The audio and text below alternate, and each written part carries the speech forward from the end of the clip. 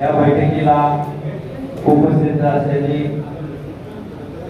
सर्वांच्या सहमतीने अध्यक्षस्थान दिलेले आपले लाडसर आणि सर्वच व्यासपीठ माझी सर्वांना माझं वैयक्तिक बोलत आहे. सगळ्यांचं ऐकून घेतलं.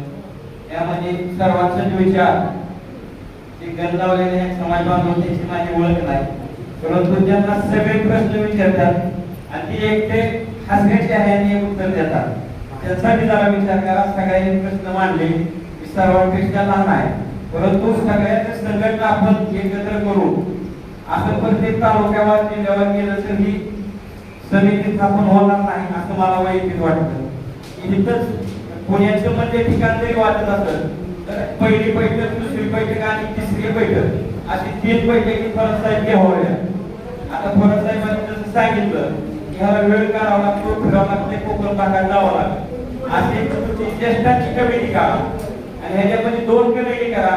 तुम्ही जी ज्येष्ठ आहे ती आम्हाला पदं कुठली नको, पण कागदपत्र पत्र व्यवहार मंत्री महोदयांना करण्यासाठी एक वेगळी कमिटी आणि रस्त्यावर उतरून आंदोलन करण्यास गरीब बांधकामाची असे 10-15-20 लोकांची वेगळी कमिटी का की त्यांनी आपल्या समाजासाठी वाहून घेण्याचं काम आंदोलन असं शिस्त कागदपत्री काय होत नाही. साहेब मला तुम्ही चुकत असलं तर मला तुम्ही वैयक्तिक बोलू शकता, त्याबद्दल मला काय जास्त बोलायचं नाही.